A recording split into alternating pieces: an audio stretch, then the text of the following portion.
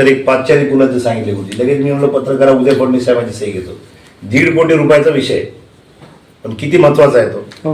आता पाणी पुरवठ्याची योजना आपलं काम चालू होईल महिन्याभरामध्ये, फार झालं तर त्याच्यामध्ये सुद्धा आपल्याला अजून 10 कोटी अतिरिक्त लागतात, थोडंसं कमी पडायला लागले, ते आपल्याला आणायचं आहे.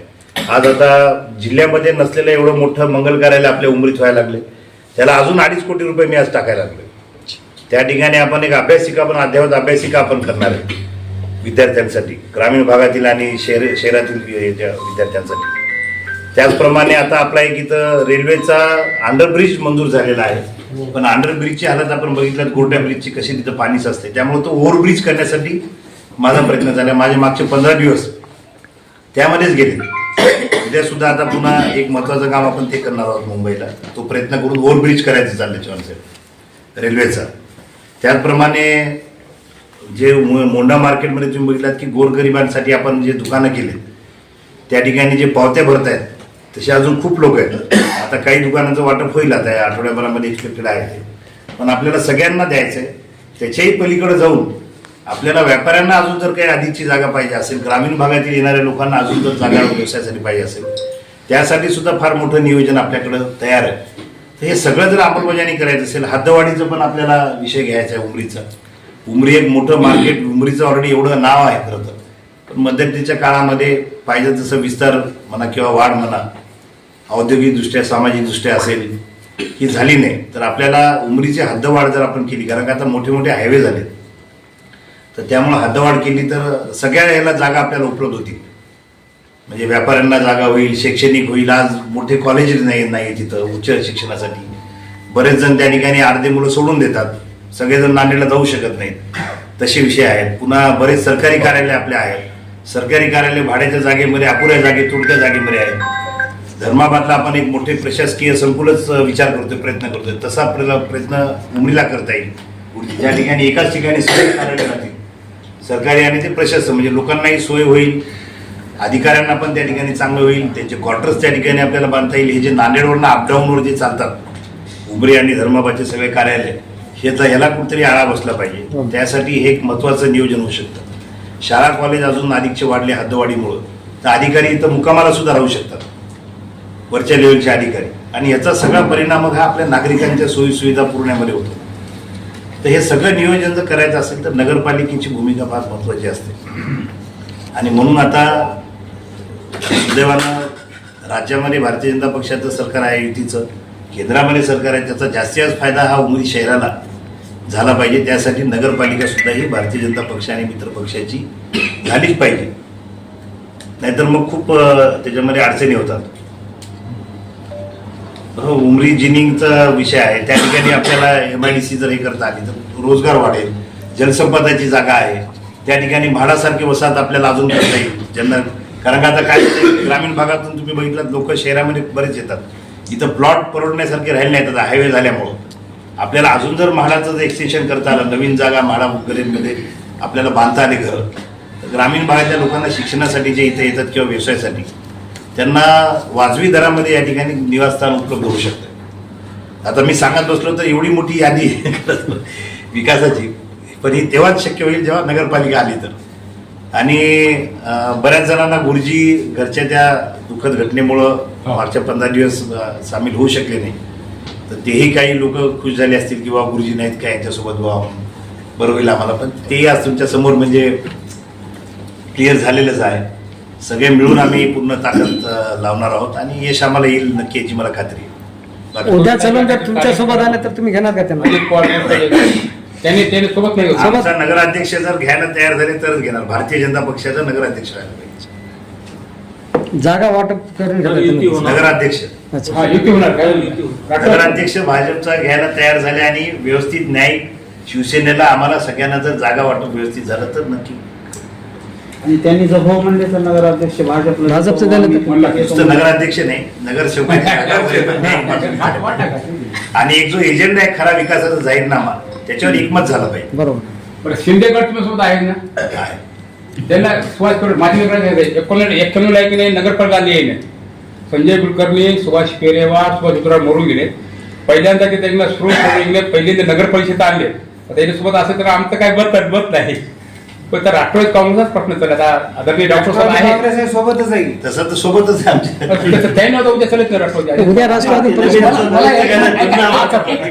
मला एक विषय विचारायचा आहे इथं की राष्ट्रवादी काँग्रेसचं खरं काम केलेलं उमरी तालुक्यात कोण आहे? तुम्ही सांगा. तुम्ही आहे तर त्या दिवशी प्रश्न विचारले पाहिजे होते ना. त्या दिवशी प्रश्न पत्रकारांनी विचारले पाहिजे. कोण बोलले कोण बोलले कुठं बोलले कोण बोलत नाही. कोणा पत्रकाराला ठीक आहे, मी राष्ट्रवादीचा मूळ आहे, तुम्ही सगळे कबूल करता. मी माझी राष्ट्रवादी गेल्या 2 वर्षापासून खासदार प्रताप पाटील उभे होते त्यावेळेस सुद्धा भारतीय जनता पक्षाची युतीमध्ये काम केलेली आहे. राजेश पवार साहेब ज्यावेळेस विधानसभेला होते त्यावेळेस सुद्धा मी दिवस रात्र त्यांचं काम केलेलं आहे आणि मी सातत्यानं 2 वर्षापासून महायुतीमध्ये काम करतो. आज जे लोक आमच्या राष्ट्रवादीमध्ये यायले, कशा करता यायले, काय यायले, त्याची सगळी माहिती घ्या. ज्या वृत्तपत्रातून 1-2 बातम्या आल्या त्या बघा. त्या सगळ्या तुम्ही सुद्धा जनतेसमोर आला, हा माझा तुम्हाला आव्हान बरोबर. विनंती आहे. बरोबर. सत्य डॉक्टर साहेब सत्य बरोबर. ही माझी तुम्हाला नम्र हात जोडून विनंती आहे, कारण सर्वसामान्यांचा इथं विषय आहे. आज बघा, उमेदचा भविष्याचा विषय आहे. एका लाईन मध्ये सांगायला गेलं तर आपल्या नगरपालिकेला मालक नको चालक पाहिजे. समजून घ्या आता, याच्यात खूप काही येते. बिलकुल. पण पक्षाचा अजेंडा जर असेल, राष्ट्रवादी एकत्र आलं लढवायचं असेल तर त्यांना पक्षाला विरोध द्यावं, करता येईल. साथ द्यावं लागेल ना तुम्हाला. त्यावेळी योग्य पक्ष वेळी तुम्हाला काय म्हणलं निर्णय तर त्याला नक्की सोबत घेतील घ्या डॉक्टर म्हणलं. साहेब. का नाही, पक्षाची हे का घेतलं का नाही? का घेतलं नाही? आता उद्या बघा. आयोजक कोण उद्या- आहे? उद्या आयोजक 2 वर्ष कुठे कळते होते? आपल्याला. उद्या जो कार्यक्रम घडून यायला आहे हा. त्याचे आयोजक कोण आहेत आणि ते 2 वर्ष कुठे होते? हो बरोबर. 2 वर्ष त्यांनी ते काय अंतर्गत केलं? बाब झाली. हे पण तुम्ही जनतेसमोर आणा ना. पक्षाचा अजेंडा जर तुम्हाला आता जे आपण उमरी तालुक्यामध्ये एकूण शाखा जी खोलली हो, त्यांची साथ होती का आपल्याला? 100% माझ्यासोबत आहेत ते आजही. खरंच केलं. आजही माझ्यासोबत आहेत. हो डॉक्टर साहेब केलं. आजही सगळे मध्यंतरी काय पदाधिकारी आहे माझ्यासोबत. की कवळे गुरुजींनी भाजप जॉईन केल्यावर कवळे गुरुजीची 4 धाम यात्रा पूर्ण झाली म्हणणारे तेच आहे. आज आता त्यांचे किती धाम झाले? हो हो बरोबर. बघू आपण बघू. आणि सगळ्यात महत्वाची माझी विनंती आपल्या सर्व पत्रकार बांधवांना आहे. मी विधानसभेला आमदार साहेब ज्या वेळेला उभे राहिले होते त्यावेळेला मी पुढाकार घेऊन तुमच्या पत्रकार बांधवांना सगळ्यांना नांदेडला बोलून साहेबांची बैठक घेतली आणि आजही तुम्ही उमरी नगरपालिकेच्या भविष्यासाठी इथं बसले आहे. बरोबर. त्यावेळेस सुद्धा आमची विनंती होती तुम्हाला, तुम्ही विनंतीला मान देऊन प्रत्यक्ष कशा पद्धतीने सहकार्य करायचं केलं. मी त्यांना निवडून विधानसभा मतदारसंघामध्ये 1,500-2,000 हजार कोटी रुपयाचा निधी आणला गेल्या 50 वर्षात कधी आलेला नाही. नाही, नाही, नाही. तर आता पुढच्या 5 वर्षामध्ये उमरी शहराच्या भविष्याचा विषय साहेबांचं आहे. काम आहे उमरी शहरात. आणि भविष्याच्या दृष्टिकोनातून त्यांच्याकडून विकासात्मक पूर्ण डेव्हलपमेंटची कामं होती. एक उमरी शहर डेव्हलप डेमो म्हणून पुढे येईल महाराष्ट्रामध्ये, ह्या पद्धतीनं होईल ह्या अपेक्षेनं सगळे आहे, टोटल सगळे आमदार उमरी शहराच्या निवडणुकीमध्ये आणि उद्या येणाऱ्या जिल्हा परिषद पंचायत समितीच्या सुद्धा निवडणुकीमध्ये आम्ही त्यांच्यासोबत ताकदीनं राहणार.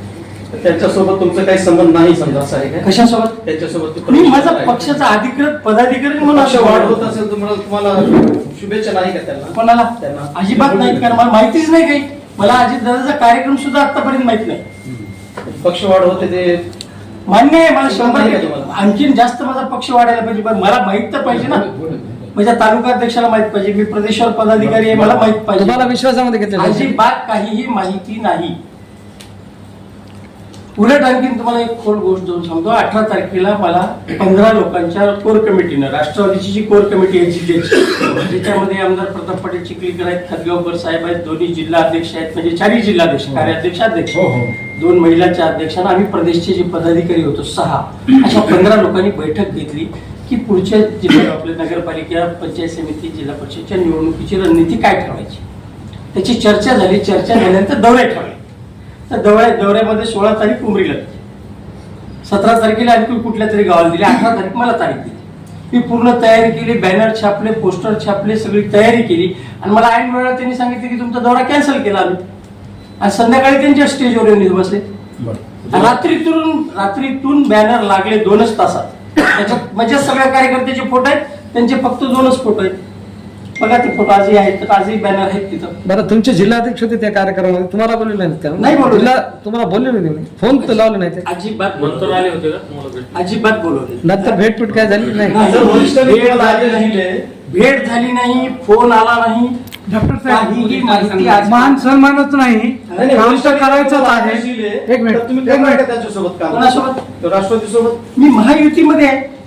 नाही आता समजा त्यांचं पॅनल उभं आहे, ठीक. सेपरेट राहिला वरिष्ठांनी आदेश दिले तुम्हाला करा म्हणून तर कसं करणार? माझ्या पक्षानं मूळ आदेश दिलेला मी तुम्हाला सांगतो. आमचं ज्यावेळेला नागपूरला चिंतन शिबिर झालं त्यावेळेला असं ठरलं आहे की महायुतीचे आमदार ज्या ज्या ठिकाणी आमदार कार्यरत आहेत ते आपले पहिल्यांदा नेते विधानसभा मतदारसंघामध्ये त्यांच्यासोबत जर जुळत असेल तर तुम्ही पहिलं त्यांच्यासोबत जुळून घ्या. बरोबर. आणि जुळत नसेल तर मग पर्याय सांगा. माझं त्यांच्यासोबत पूर्ण जुळून आहे तर मी त्यांना सोडू का? मी विधानसभेला त्यांचं काम केले, ते विचारात आहेत, ते डेव्हलपमेंटचे काम करतात, ते चांगल्या पद्धतीने काम करतात, मी त्यांची साथ सोडू का? ही माझी मूळ भूमिका आहे. आज जर मला याला कदाचित खरंच माझ्या पक्षश्रेष्ठीनं बोलून जर म्हटलं किंवा तुम्ही ही भूमिका घ्या, मी त्याच्यावर विचार केला पुढचा. तर आजपर्यंत बोलवलं नाही. नगरपालिका निवडणुकीमध्ये 2-2 राष्ट्रवादी जर असेल तर तुम्ही नाराज असेल, मग ते वेगळे लढतील, मग कसं कोण लढतं? तुमचं वेगळं युतीसोबत आहात तुम्ही, ते वेगळं जर असेल तर आता 2-2 राष्ट्रवादी आणि कसं? पक्ष ठरवलं ना ते. दोन ठरवायचे काही ठरवायचे ते पक्ष ठरवलं. संभ्रम होईल की असं संभ्रम, लोकांमध्ये संभ्रम होईल की मतदारामध्ये? डॉक्टर साहेब ऐका. भविष्यामध्ये भाजपमध्ये प्रवेश करणार का? कोण? तुमच्या नाराजीमुळे प्रत्येक ठिकाणी जर गोष्टी होत असेल कसं आहे, विकासच करायचंय, कामच करायचंय. तुमची मोठी होती आता विकास पुरुष. त्यांच्या सर्वांना खूप खूप शुभेच्छा.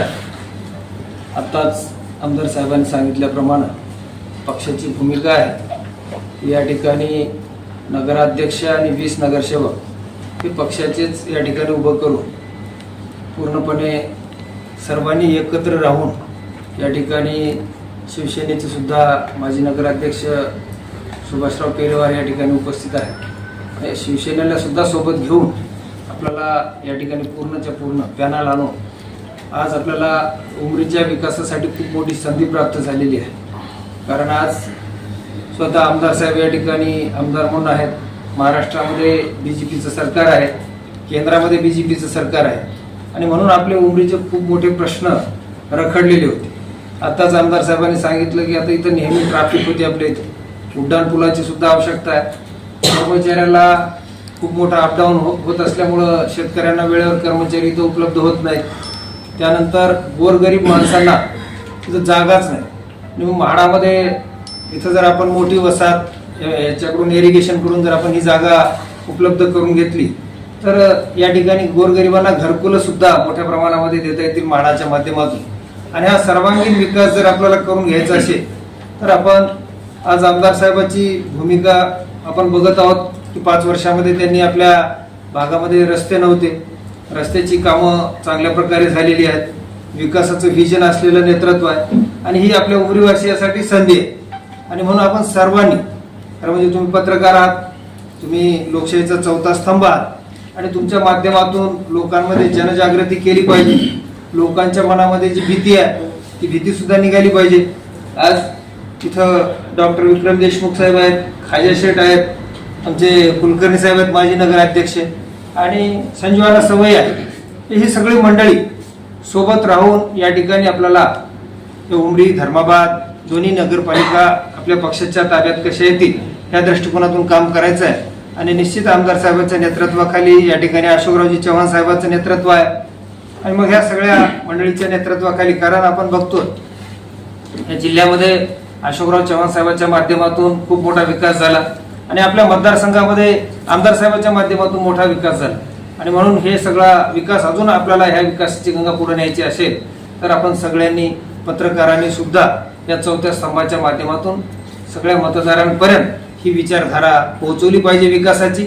आणि ह्या उमरीला पुढे नेण्यासाठी सगळ्यांनी साथ दिली पाहिजे. आणि निश्चित आपल्या सगळ्यांच्या सहकार्यानं आम्ही इथं भाजपची नगरपालिका या ठिकाणी निवडून आणू आणि लोकांची सेवा करण्याची संधी ही तुमच्या माध्यमातून आणि आमदार साहेबांच्या माध्यमातून ही प्राप्त होईल असं मी या ठिकाणी अपेक्षा व्यक्त करतो. धन्यवाद. दुसऱ्या त्याच्यामध्ये लक्ष दिलं, आपल्या विकासामध्ये तुम्ही बघितलं की आपण सगळ्या जाती समूहांना ह्यांनी मतदान दिलं, त्यांनी दिलं नाही, हे देतात ते दिलं नाही, असं कधी आयुष्यात विचार केला नाही.